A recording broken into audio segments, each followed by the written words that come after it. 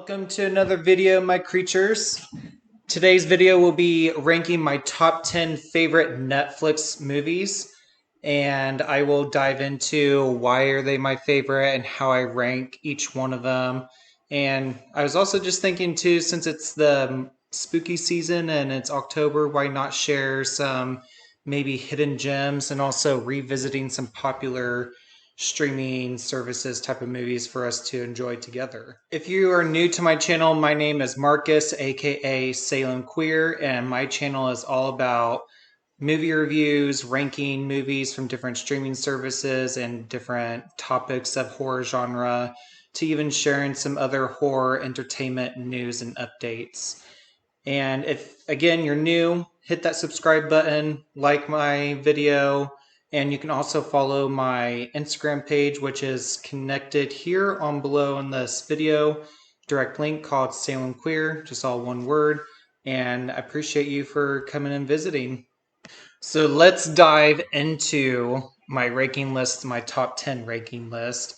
And I have to say, it was actually pretty hard to rank this list because I had a lot on the list.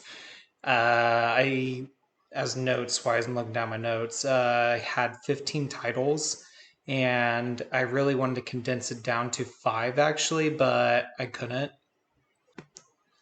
So instead, I did what I normally do with each movie on how I review and rank them. I look at the acting, I look at the filmography, I look at the storyline, and that's where it kind of helped me to narrow it down just to a top 10 list for Netflix. And it was even with the top 10 titles that I selected, it was still kind of challenging once I was like in the middle. And you'll probably see why it was challenging, and I can't wait to share. Quick reminder though, this is all opinion based. My opinion is not better than everyone else's. Everyone has different taste in horror, and that's the beauty about the community and everything else of people's entertainment is we just all like different things and different pieces of filmography, for example. So on my 10th on my list, I have down The Green Inferno. New York college student Justine, a lawyer's daughter, meets a student activist named Alejandro. When he goes on a hunger strike on behalf of unpaid janitors, smitten Justine agrees to help Alejandro undertake his next project to save the Amazon. As soon as she learns to regret her decision when their plane crashes into the Peruvian jungle and she and the rest of the group are taken in captive by a tribe of hungry cannibals. Inferno just I remember watching it in the movie theaters, and man, that was like one of the very few movies that made me just startle in my seat. I was so captivated, I could not turn away and look away. And it is like very gory. It's that torture type of body horror. And I'm normally not too into that. It just depends on the subgenre of the body horror. But this one, wow, like I think it just it didn't need a lot either. That's another thing is like it didn't have to go too heavy on the CGI. It used a lot of like practical effects, and that really is one of my favorite things about a good horror movie because it makes it look so realistic. And yeah, I really enjoyed this one. Oh man, I hope you guys enjoy. Tell me what your guys' thoughts are down below in my comment section about Green Inferno because I would like to hear some other people's. Number 9 spot will be Dark Skies. Lacey and Daniel Barrett share a peaceful life in the suburbs with their sons Jesse and Sam. However, that peaceful soon shatters with a series of disturbing events that escalate. When it becomes clear that their family is being targeted by the unimaginably terrifying, deadly, and possibly alien threat, Daniel and Lacey draw on their courage and determination to protect their family and identify what is after them. So I feel like Dark Skies does not get talked enough. I think people kind of just like forgotten about it or just again not talking enough about it. I think it's a really well done Alien movie. It's not over cheesy. It doesn't really follow too much of the kind of like tropes that we've seen. I mean, some tropes, but not too much. There's some individuality to it and some mystery more to it because I feel like a lot of the alien horror films that we see, they just give too much like background or understanding of the alien race. But with this, it's kind of like Michael Myers. It just leaves you like, how do we stop them? What are they still? What's their purpose? And that's why I really like this one for sure, is that mystery writing piece that was included in. Number 8 spot will be The Autopsy of Jane Doe. When father and son coroners investigate the death of a beautiful Jane Doe, they find increasingly bizarre clues. So, this one was actually a surprising one. I didn't have high expectations for it, of course. I didn't really have any expectations, but I remember watching the trailer and then getting started with the movie. I was kind of like, I don't know about those guys. And as they like went on forward, it was done so tastefully and well. Like it just drew me in even more and more and more. It just was like, what's going to happen next?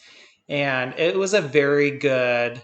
I would say it's a witch haunting type of film if you're into that. I don't know. This one was like a very good surprising gem, and I hope that you guys may watch it if you haven't and enjoy it like how I did.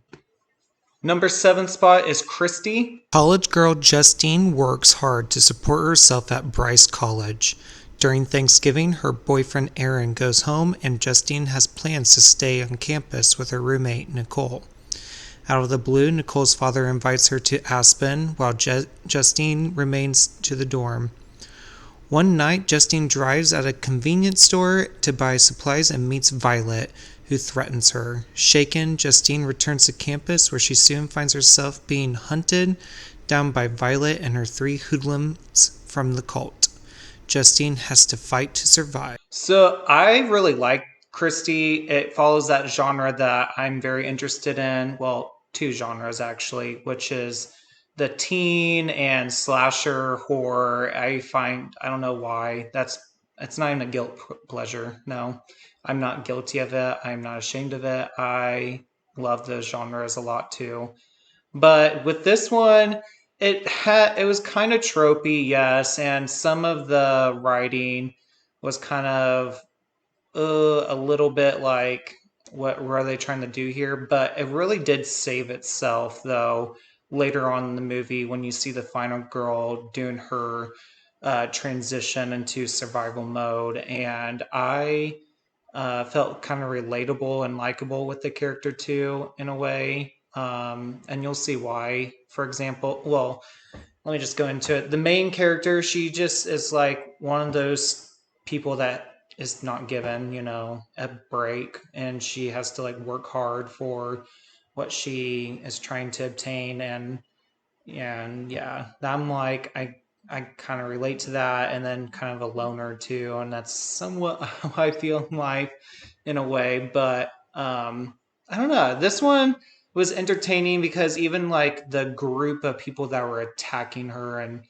slash harassing her, I really enjoyed it. And I don't know if you guys may not notice, but the like main antagonist is like Ashley Greene from Twilight, who played Alice, and I felt she killed that role, especially like her being well known as like the sweet like best friend, but now she's like this villain, and I just really liked her in this.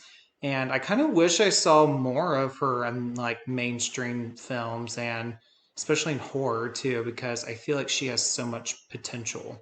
Number 6 spot is Would You Rather? Iris and 7 other desperate people become trapped in Shepard's mansion. Shepard forces them to play a sadistic game for a large sum of money, but the dilemmas become increasingly deadly.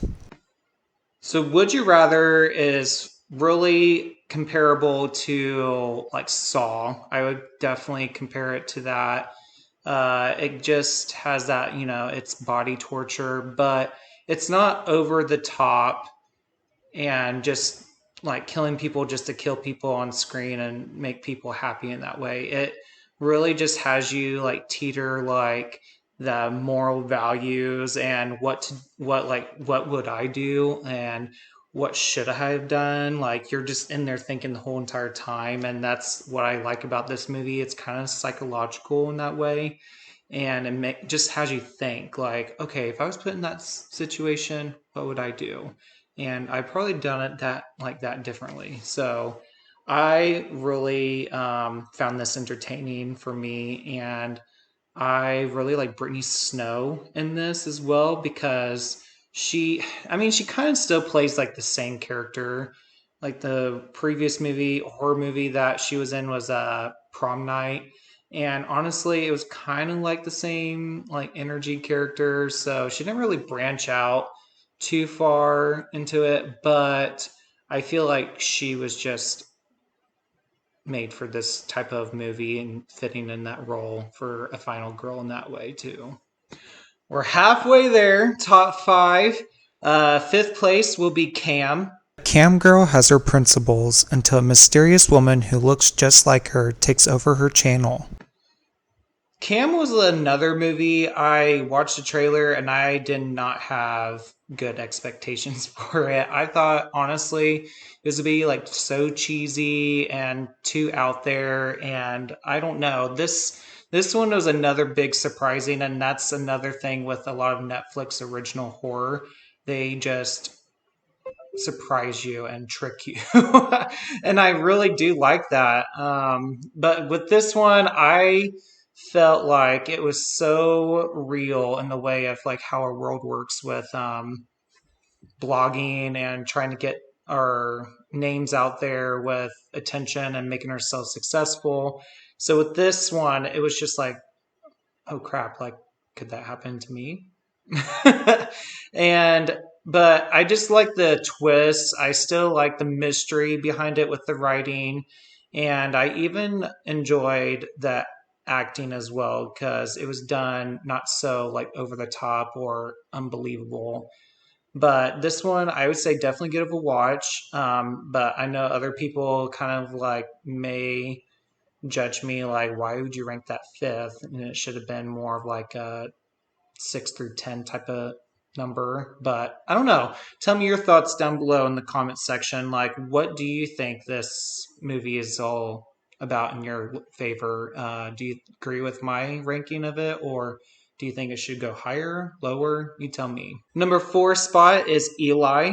A boy becomes trapped in a haunted house while undergoing treatment for a rare disease. So I was actually struggling putting this as like second or third, but this is where it was really getting hard ranking these movies because the winner, the main thing that made this such a great movie was that ending, that twist. I don't want to reveal what it is if you have not seen it, but I want you to go see it because that twist. It's like I just don't want to ruin that twist because it's a twist where you have to experience for yourself, especially for your first time, because it just impacts you so like hard in that way.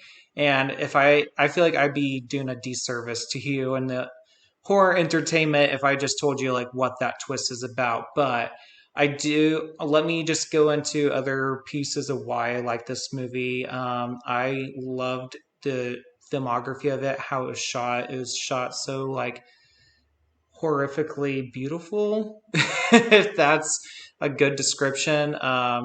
It kind of still it gave me Haunting on Hill House vibes, the way how the styling of it was, and the acting, of course, it was done great.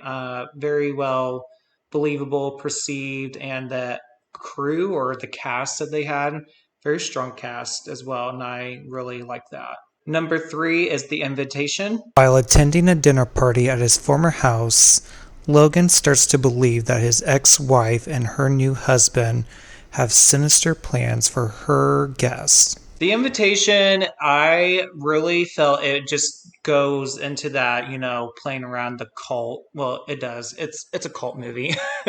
But I think that's definitely a subgenre that's getting more attention and popularized, and I think even people are starting to catch on how that can even be relatable in today's world and life.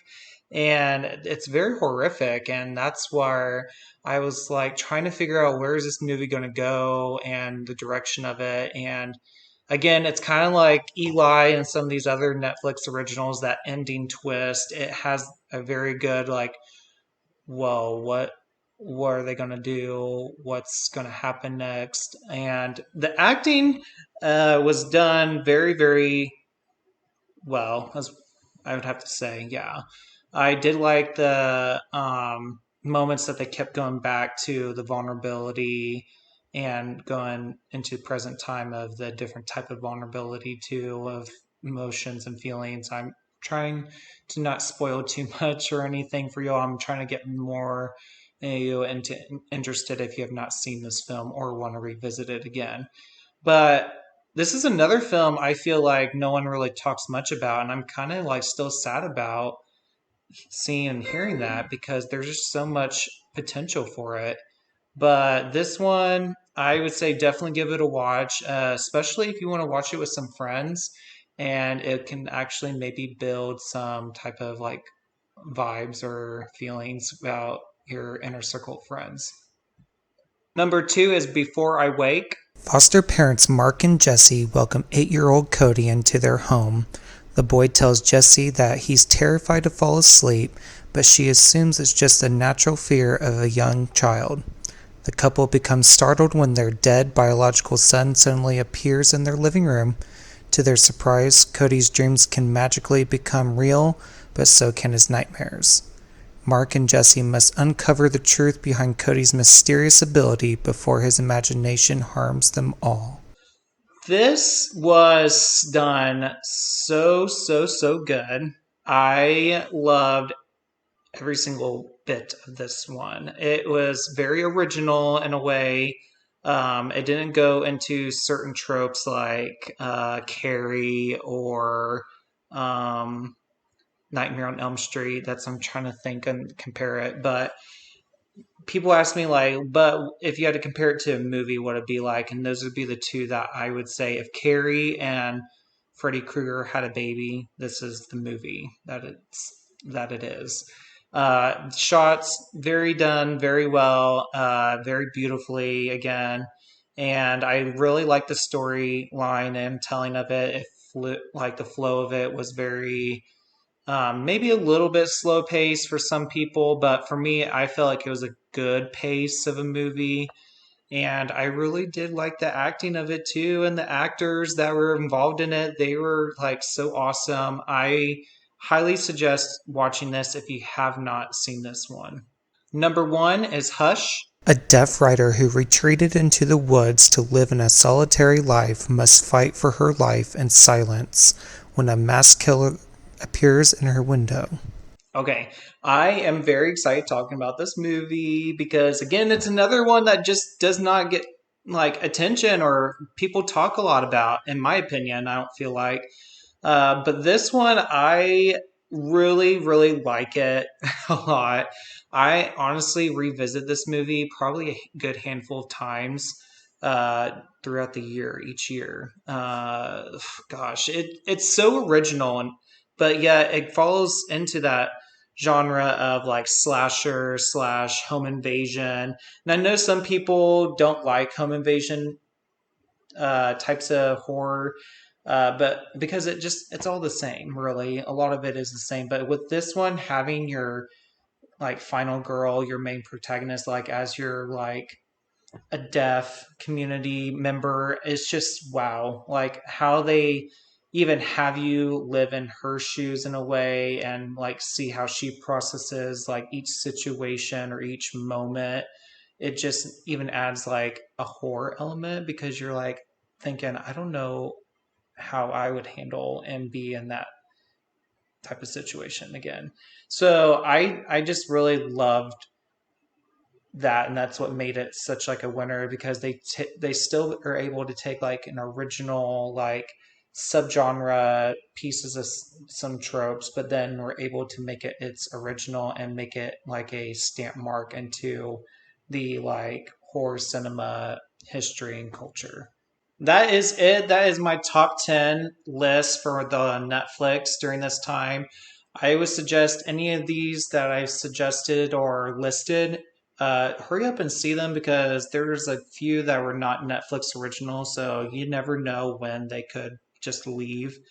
And tell me below down the comments, like, what is your top 10 list for Netflix? Because I'm also didn't name or mention any other films, because I was like, I have not seen that one yet. And I haven't given it time to see it yet. So I'm just curious, what is on your top 10 or top five Netflix originals, or just what's on Netflix in general right now? And maybe I can see what I need to watch. Also, tell me another movie that you'd like for me to review in the future, and I would like to start working on that as well.